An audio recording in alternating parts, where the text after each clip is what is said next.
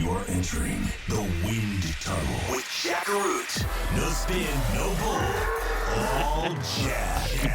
Seriously, it's a no-hold-bars visit with yours truly, Jack Root, and now joined by Mario Andretti. You're talking to me, of course. I'm talking to you. Yeah, of course I'm talking to you. Isabella Robusto joins us right now. I was so happy when I heard that Jordan was coming into NASCAR, and I was like, if I get into Cup, that's the team I'm going for. I just want one of my bosses to be Michael Jordan. I'm Jimmy Johnson, and you're listening to Jack Root's Wind Tunnel. Welcome, everyone. I'm glad you're here. Now, we have a great show for you. Since our last podcast, the racing world's attention has been focused on the start of NASCAR's 2021 season. Daytona Speed Weeks kicked off with the Busch Clash for the first time on their road course and ended with an upset winner in the Great American Race.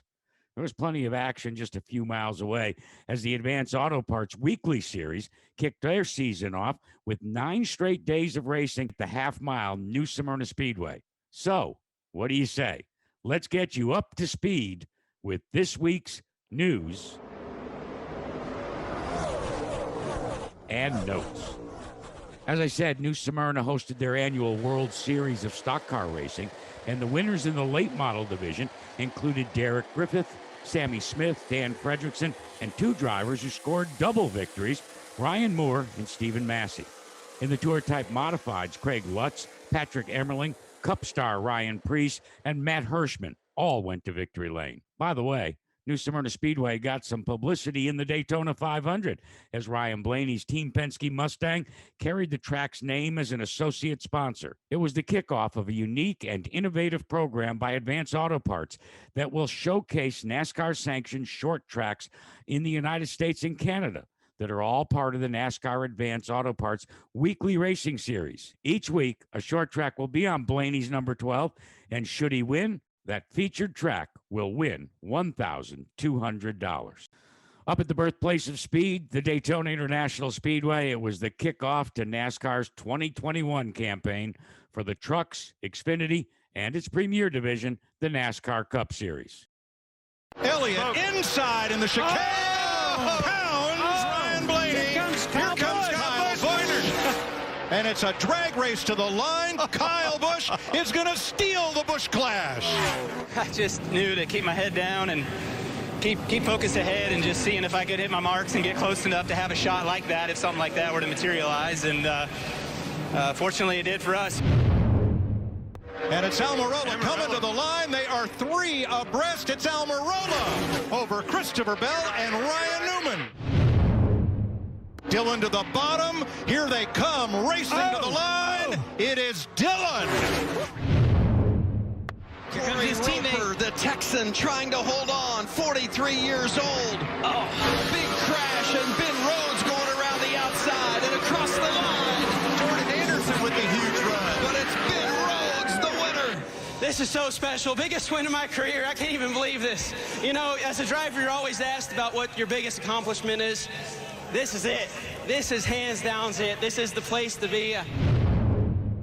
And here they come, back to the start-finish line, through the tri-oval. Cindric is out front. He is a champion, and now he's a winner at Daytona. Woo! Yes! Yes! 2021, let's go! Drivers, start your engines, let's go! Yeah! Corvette pace car makes the turn to pit road, and here they come. Green flag, the 63rd Daytona 500 is underway. Oh no! Almirola Bowman. Oh, the 24 is on his side.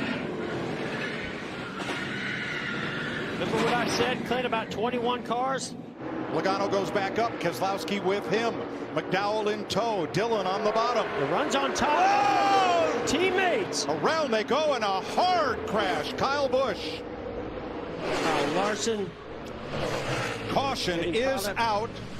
And Michael McDowell from Glendale, Arizona, for Bob Jenkins Front Row Motorsports, has won the Daytona 500. How about that? I just can't believe it. Just got to thank God. So many years just grinding it out and hoping for an opportunity like this. Got to thank Love's Travel Stop, Speedco, Bob Jenkins for giving me this opportunity.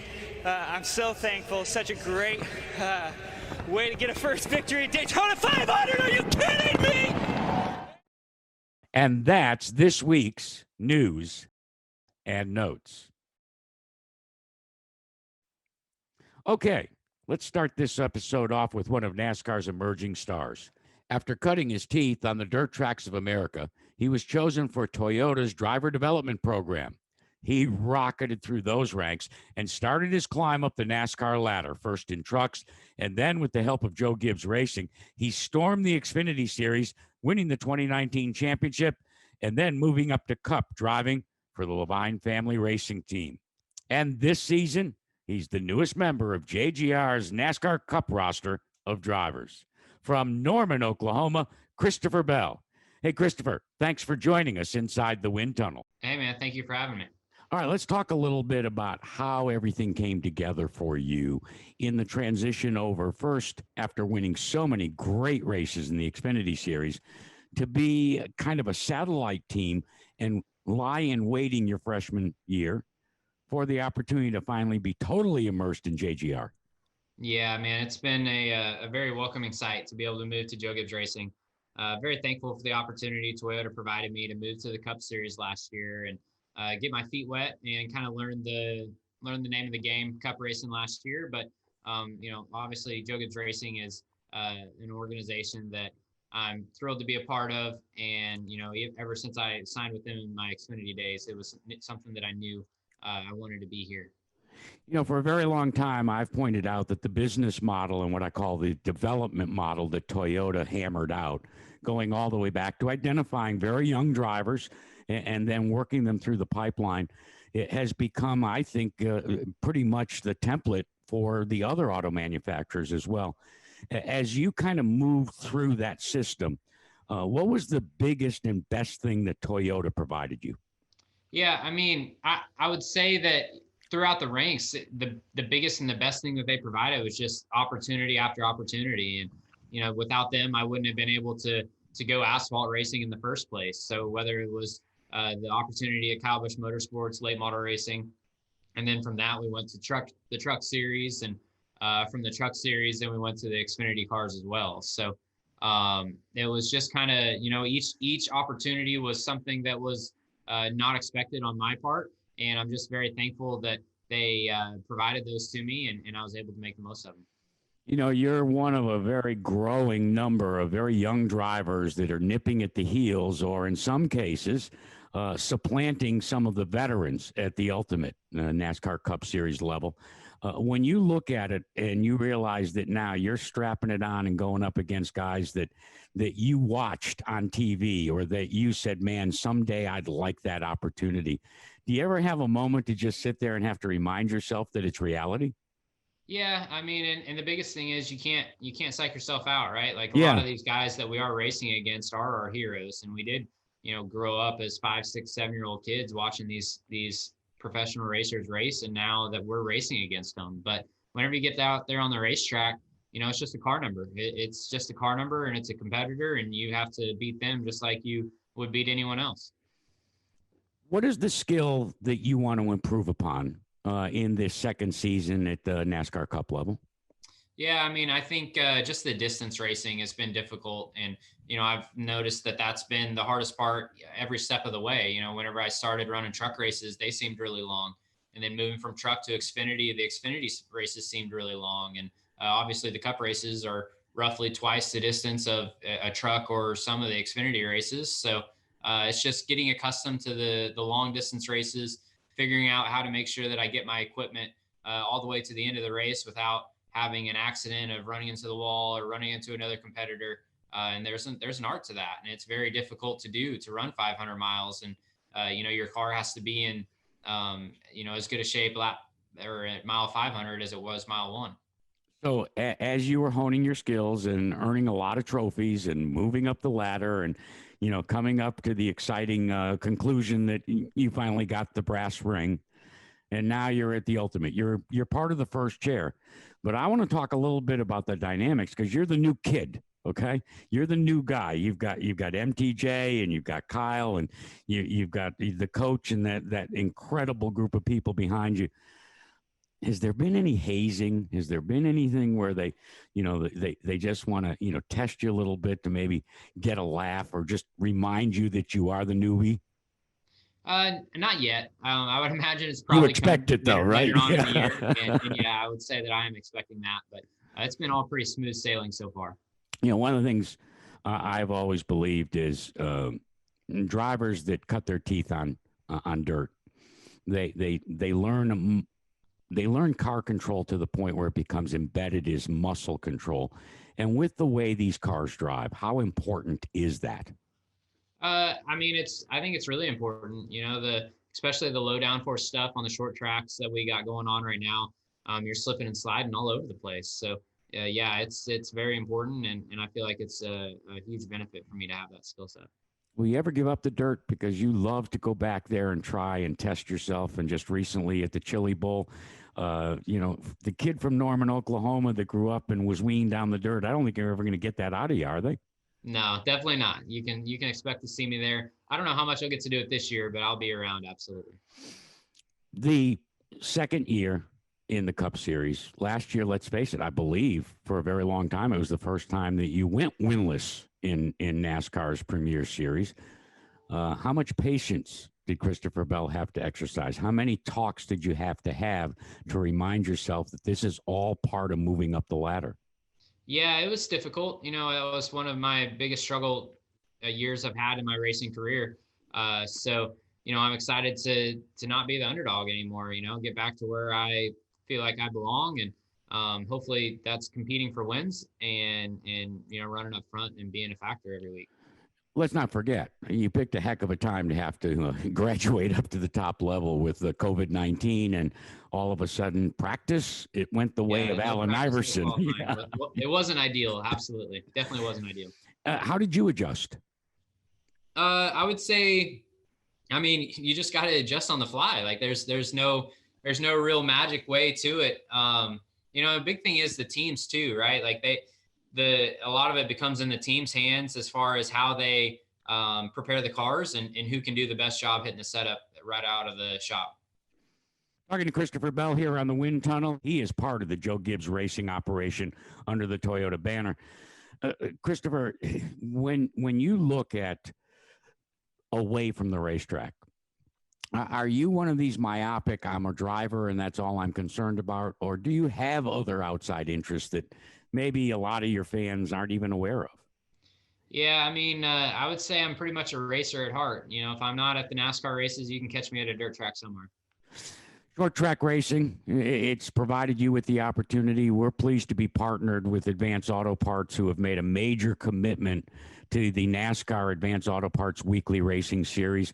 There's so many aspiring drivers and talented drivers that I'm sure you would attest to the fact are equal to Christopher Bell, but just due to happenstance, don't get the call the way you did.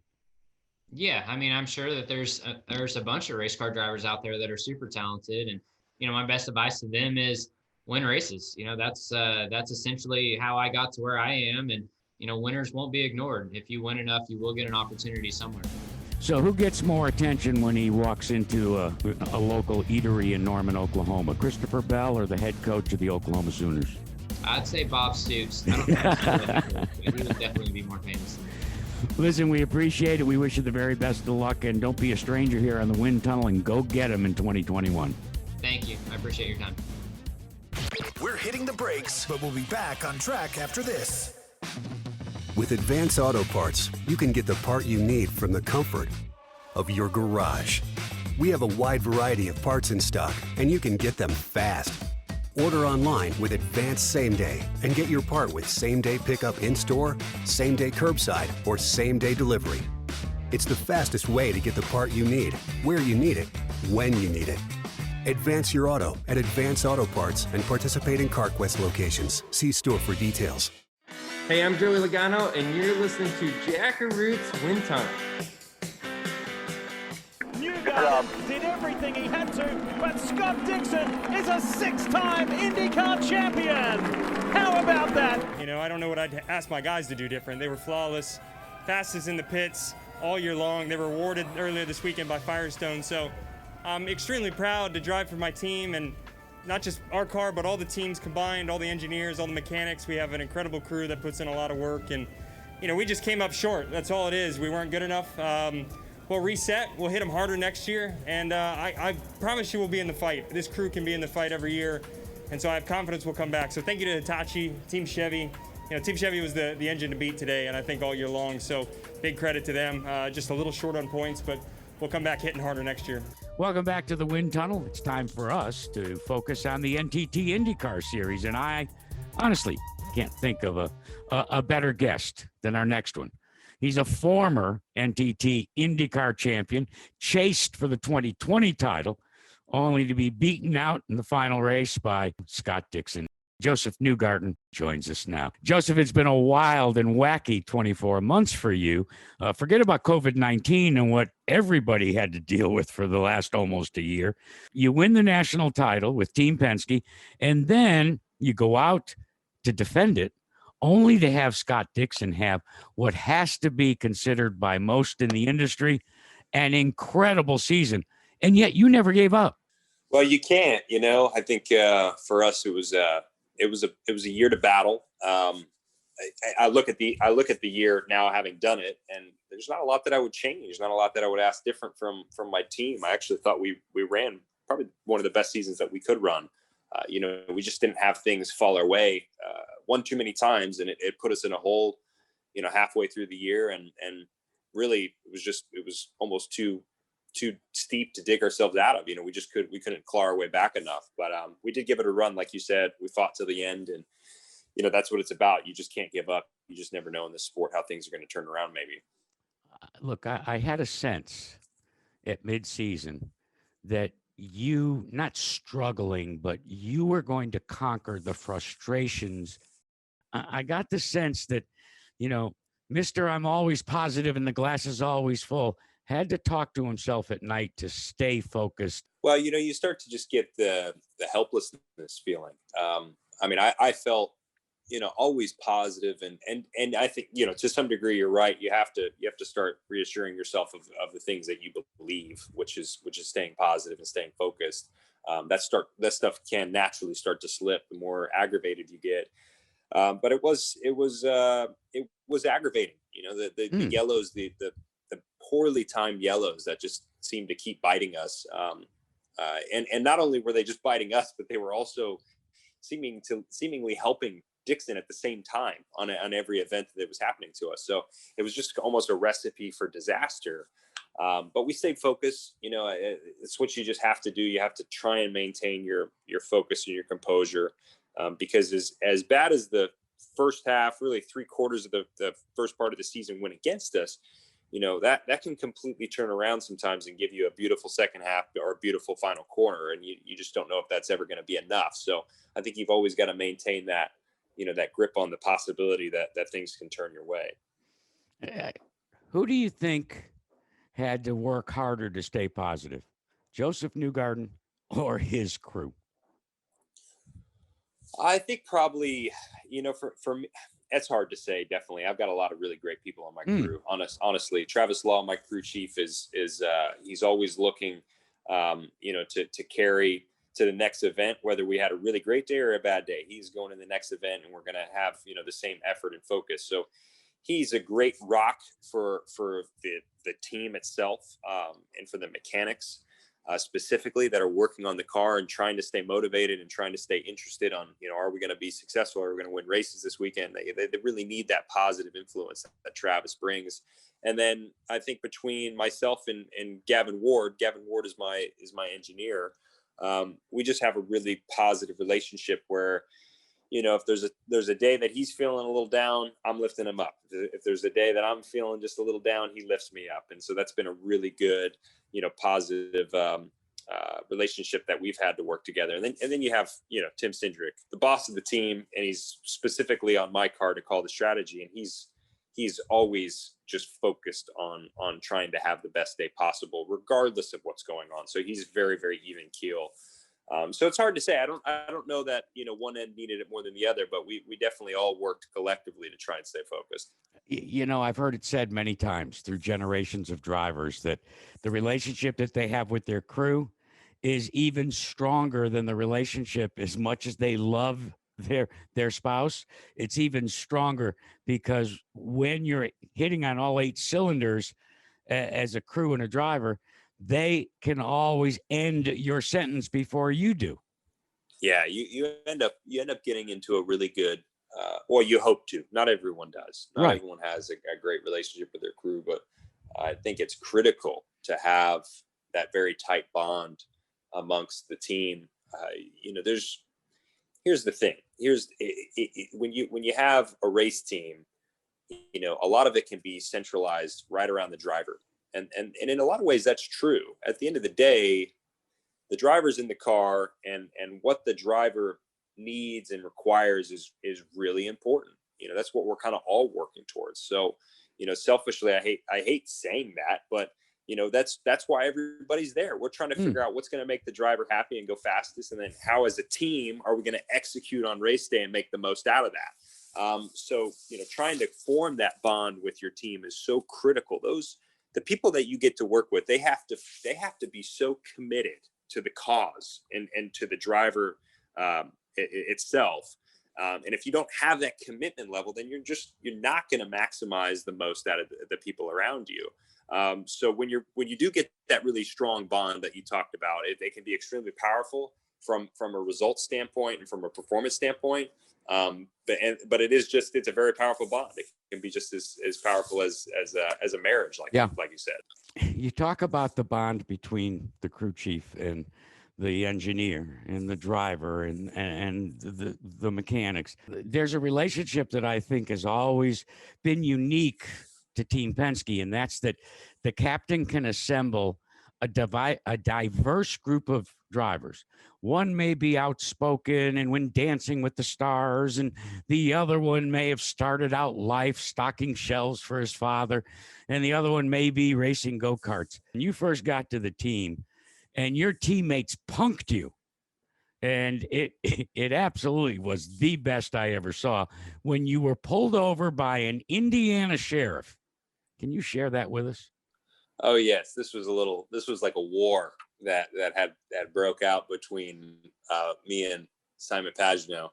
It was my second year on the team, and Simon, somehow we got into this signing war as a joke, where I think I was making fun of Simon because he posted all of these videos of himself signing every little thing that he could. And I'm like, wow, he's really assuming everyone wants his signature. And then it just turned into, well, who can sign the most stuff, or, who's going to sign the next thing first. And so we started trying to find things outside of racing that were just kind of ridiculous to start signing. So it just became this signature autograph war. And he devised the plan. He put a tremendous amount of effort into this. I mean, more than I want. I was focused on the race season, and I feel like Simon was focused on the autograph war. And he involved he involved an Indiana state trooper, and basically just got it set up to where I was leaving the racetrack and got this cop to pull me over on basically a fake charge. And he wrote me up a fake ticket, and it had his signature on it. And he filmed the whole thing. And so it was pretty funny because he punked me back, and he literally got me, in a pretty unique circumstance where he was able to sign the ticket right when I received it. So it was just completely, then I was done. I was like, okay, you win this autograph battle. Gotcha. You're able to get me better than I can get you. I couldn't focus the time on it. I'm like, Simon, I don't have time to go to this level of preparation. We're in the middle of a race season. So I told him, I'm like, you win. You're the winner. You did more than I can do ever. I was like, why am I getting pulled over? I had no idea. When you're traveling 16, 17, 18 weeks, not even counting testing, all together, it's like a traveling carnival. It's family. And what family does is punk one another for laughter. it's been a thing in IndyCar for a long time. Mm-hmm. The pranks, you're starting to see it again now with guys like Colton Herta. He's starting to prank people. He's like the young guy in the sport, so that's fun to see. Alex Rossi, look what they did to Connor Daly with this golf cart. I mean, yeah, and it's so enjoyable. Josef Newgarden's our guest. Real quick question for you. What's your nickname? Oh man, I don't know that I have one. Do you want one? I've never really thought about it. I don't know that I have a nickname, and I've seen people. I think Robin Miller had called me like J New or something, but no one calls me that. Mm-hmm. So I don't know that I have one. I don't know that I have one, and I don't know that I need one necessarily. But yeah, I just don't. It's a good question. There's a lot of nicknames on the team. We have a lot of guys that are, Travis Law, my crew chief, he's called the sheriff. Sometimes he brings out his little badge and wears it on pit lane.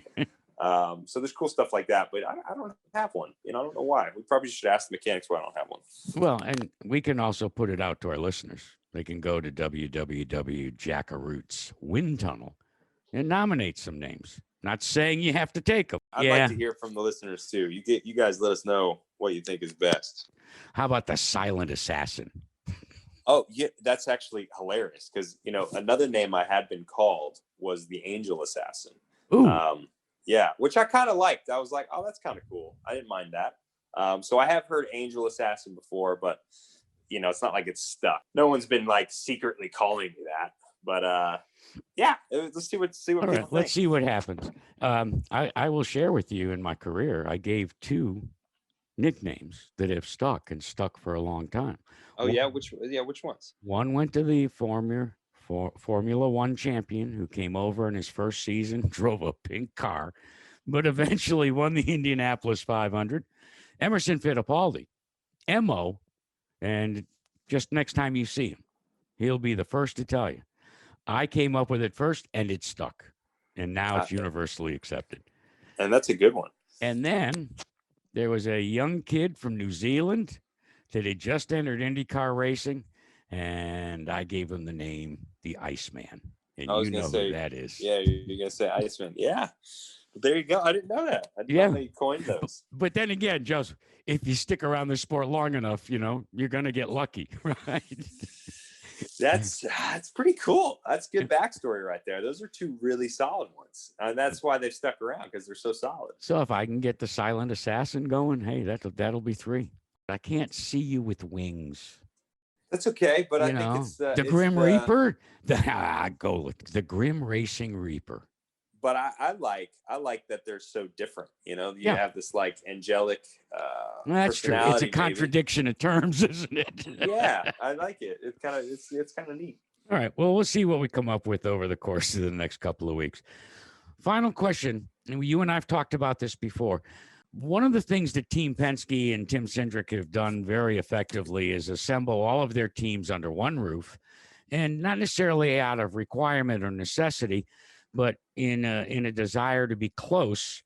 Most of the drivers look into that Charlotte, North Carolina, Mooresville, North Carolina area. You were there, then got married, and you moved back to Tennessee. Yes, it's a good question. For me, it was. I think it was inevitable that at some point, I would like to live where I want to live. And ever since I was 16 years old, I'd always been as close to the race team as possible.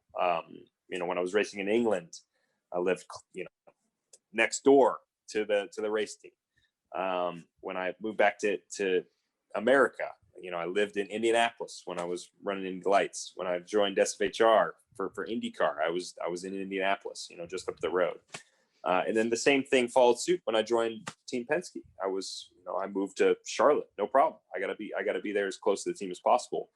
And I think that it is very important. It's so important for a young driver to be in close proximity to the team they're racing with. And you should do that for as reasonably possible. But I had gotten to a point where I said, you know what, I travel so much now my life has changed since when I was a junior driver, and I travel so much. I'm always on the road that I don't know that I'm going to be spending less time with the team if I move to Nashville. And you know what? It just about rang true to how I thought it was. So I'm able to, live in Nashville, Tennessee, and travel remotely to everywhere that I got to go, and travel to Charlotte and spend just as much time as I would, while living in Charlotte. So I really have the best of both worlds. It was a decision that I had thought about a lot before making it. I consulted with everybody, especially Tim Cindric. And we were all pretty comfortable with what I was going to do. And it's worked out actually pretty well. So it's an interesting dynamic, that drivers go through, but it is one I thought about a lot before making a change. Listen, this has been fun. It's been an education for me. And I want to thank the Angel Assassin for going inside the wind tunnel with yours truly today. Josef, good luck in 2021. Down the road, let's keep our fingers crossed. Now that we've got a vaccine, we'll be able to return to normal. Till then, be safe, and my best to your family and Team Penske. Thanks, brother. Take care. Coming up next. Jacob Goede looks and sounds like a champion because he is. With Advance Auto Parts, you can get the part you need from the comfort of your garage. We have a wide variety of parts in stock, and you can get them fast. Order online with Advance Same Day and get your part with same-day pickup in-store, same-day curbside, or same-day delivery. It's the fastest way to get the part you need, where you need it, when you need it. Advance your auto at Advance Auto Parts and participating CarQuest locations. See store for details. I'm Kyle Rickey from MRN Radio, the voice of NASCAR. They are the foundation of American motorsports, the launching pad for racing's future. Time now for the Advance Auto Parts Victory Lap, brought to you by the NASCAR Advance Auto Parts Weekly Series, driving local racing and local communities forward. Well, this week's Advance Auto Parts Weekly Series Victory Lap centers on the 2019 national titleist for the Advance Auto Parts Weekly Series, Jacob Goede. By day, you're a mechanical engineer, and then Thursdays, Fridays, Saturdays, Sundays, you're out there racing against some of the very best. How do you square having a hobby like auto racing and then your 9-to-5 job as a mechanical engineer? Yeah, I mean, it can be tough. Racing's my passion. I always wish I could have made a career out of racing, but it never worked out. But the hobby can almost be a second full-time job a lot of the time. There's a lot of time in the shop. Obviously, it takes to compete at any level, really. It's a busy lifestyle, but I wouldn't trade it for the world. How about your family support? We know about your two brothers, and every now and again, your dad and your father-in-law will pitch in. But what about life at home? How about your wife and, the support structure that she provides for you? Yeah, obviously I couldn't do it without her. We got 3 young girls, 8, 6, and 4. That's part of why racing around the Midwest works for me, is they can come to the track every week, and they're starting to get into it. We're going to get my oldest daughter started in quarter midgets here this year. So that's pretty exciting. But yeah, no, my wife actually used to race when we started dating, and before we started having kids, she actually won a championship before I did. So she knows what it's all about, and lets me put in the time that it takes, and she keeps everything else kind of running, which so I couldn't do that without her support for sure. So she's real understanding, and yeah, my kids love it, and that's I'm proud of that. I'm not pushing the racing on them, but they're taking a liking to it, and that gets me really excited for the future. All right, so your bride wins a championship before you do. Has there ever been a period of time where, let's just say you finished second and you should have won? When you finally get home, your wife says to you, "Here's what you did wrong." There's definitely been times like that, for sure. She's quick to point out if I make a mistake or something, but that's all part of it, and I need that sometimes. I'm not always right, and so that's good to knock you down a couple notches every once in a while and bring you back to reality. And so yeah, no, it's all in good fun though. It's pretty stout competition that you measure yourself against each and every week, is it not? Yeah, I think so. I mean, Elko, we're the only asphalt track left in Minnesota, Elko, but any given night there's 10 guys that can win. And generally we're approaching 20 cars. So the competition's I think one of the stiffest around. I don't get to go down south, so I can't speak for everybody, but in the Midwest, I mean, in general, I mean, you got Steve Carlson from the La Crosse area, who's a national champion. And I get to go down to La Crosse and race against him and the rest of the good guys down there. So the competition all around is pretty tough in the NASCAR series, especially at the Elko La Crosse area. It's a tough little place, but when you get your car good and around those places, generally you can be competitive at a lot of different racetracks, and that's something I'm pretty proud of, I guess. Kind of wherever we go, we're in the ballpark. Hey, Jacob, is there significance to the number 72? It was my dad's number. Okay. He ran on dirt, local track, when we were growing up, and before he got us into quarter midgets. So I kind of carried on that tradition and been 72 ever since. I want to take you back to 2019. It wasn't an easy national championship to win. In fact, you went down to the final weekend and you had a doubleheader back to back. You win the first one, but then they invert the start and you start ninth. How intense was that final race? After we won the first one, then that's when the pressure really set in, I guess, for me, was leading up to the second race. Because we won the first one and it all came down to that last 35 lap feature. And I knew we had a good car, but still everything has to work out to get through traffic, and everything did.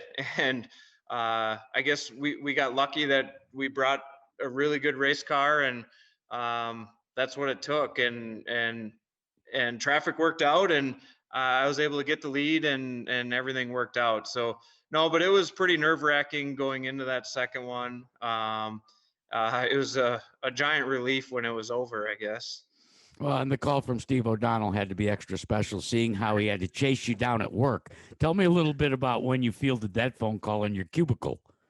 Yeah.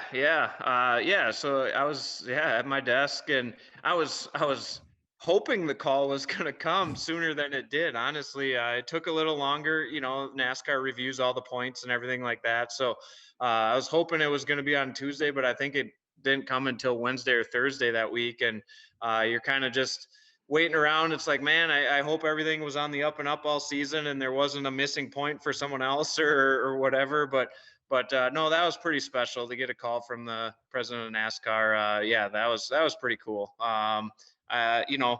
My day job is what helps pay the bills, so I got to be there. And to be sitting there at my job and get the phone call that we won was pretty special. What's the response from your coworkers when they know that not only are you racing, but you're a true national titleist? In fact, you're the first driver ever to win a NASCAR national championship from the state of Minnesota. Yeah, no, it was actually really cool. So MTS is where I work, and they're a huge company, and they actually put it on their company internal website, for everyone to see. And a lot of people didn't even know that I raced. I mean, it's, we got 800 to 1,000 employees at our home office. And so there's no way I knew everybody. And anyway, it was pretty cool. I mean, they kind of made a big deal of it, made their own story. And like I said, put it on our internal website. And so that brought a lot of attention to myself, and putting that out there like that, that kind of brought it to everyone's attention. Like, wow, this guy actually did something, Baby Goede. What in the hell is Baby Goede?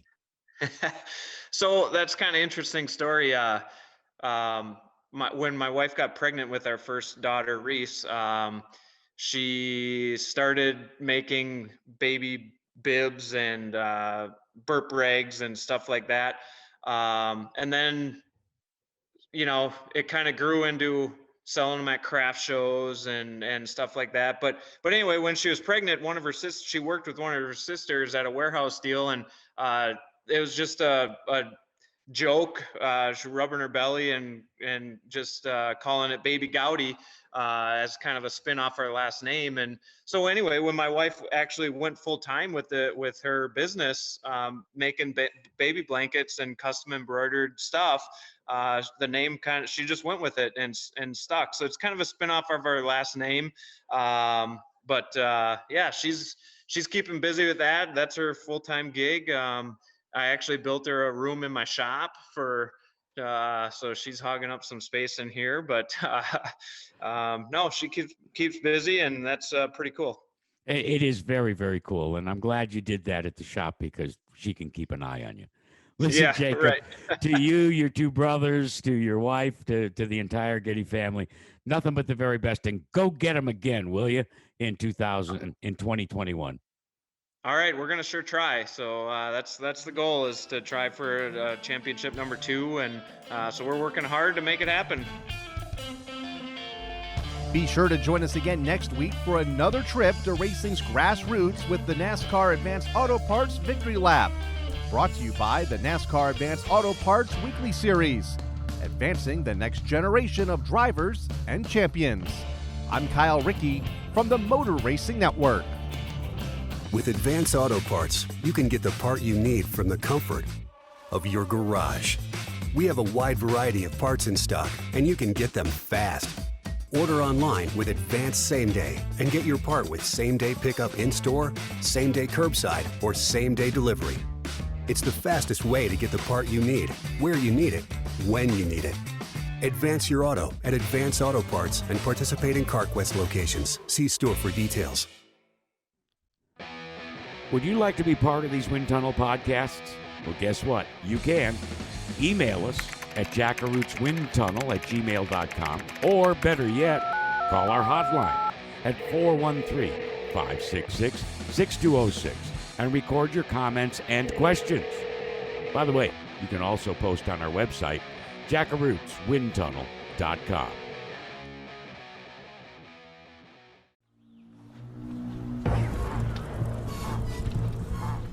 Eddie! Mail call! Time to see what you got! Handling our mail call is social media influencer Jason Stacks. Be sure to check out Jason on TikTok at Jason Stacks and on his Instagram account, I am Jason Stacks. Okay, Jason, what have you got for me this week? Jack, this week you asked the listeners a question. Jimmy Johnson and Tom Brady are 7-time champs. Do you think their accomplishments are equal? Kevin Polachek wrote, as far as Brady and Jimmy goes, their accomplishments can't be equal. Obviously, one drives 200 miles per hour, and Brady can do it all by himself on a field of battle. Jimmy's accomplishments can also be contributed to the team factor at Hendrick Motorsports. Yes, Brady is on a team. He is the mastermind in any huddle. You could put Brady on the worst team possible and he'll take them to the next level. That's just how he is. Jimmy showed us over his time in NASCAR that it took a total team effort with he, Chad, and the entire crew at HMS. You know what? I can't take issue with your thoughts, Kevin. In fact, while I believe that what Jimmy Johnson did in NASCAR, winning 7 Cup championships, puts him in pretty impressive company, Richard Petty and Dale Earnhardt Sr., Brady's 7 Super Bowl rings is unmatched. That's all we have time for today, Jack. A quick reminder that you can be a part of Mail Call by calling the Wind Tunnel Hotline at 413-566-6206, emailing us at jackarootswindtunnel@gmail.com, or posting your question on the website, jackarootswindtunnel.com. That's it for Mail Call. Thanks, Jason. With Advance Auto Parts, you can get the part you need from the comfort of your garage. We have a wide variety of parts in stock, and you can get them fast. Order online with Advance Same Day and get your part with same-day pickup in-store, same-day curbside, or same-day delivery. It's the fastest way to get the part you need, where you need it, when you need it. Advance your auto at Advance Auto Parts and participating CarQuest locations. See store for details. Time to close the door on this edition of Jackaroot's Wind Tunnel. My thanks to Christopher Bell, Jacob Goede, and Josef Newgarden. Next week, you'll hear from the driver of the Shell Oil Team Penske Ford, Joey Logano. You signed up for that pressure, right? That's what you wanted. You have to live with that and be excited about it and love it, because there's thousands of people that would love to be in my position. And I want every driver to know that. We'll visit with second-generation IndyCar driver Graham Rahal. We've had a couple of good chances over the last couple of years, and particularly last year, and just came up just short. So hopefully we'll be able to get the opportunity here to do it again in 2021. All that plus another edition of Advance Auto Parts Weekly Racing Victory Lap. By the way, help us expand the reach of Jackaroot's Wind Tunnel, will you? When you download an episode, copy the hyperlink and pass it on to your friends. Until our next episode, I'm Jackaroot, and I urge you to take care of each other. Thanks again for listening. Today's trip to the Wind Tunnel was brought to you by Advance Auto Parts, the official auto parts retailer of NASCAR.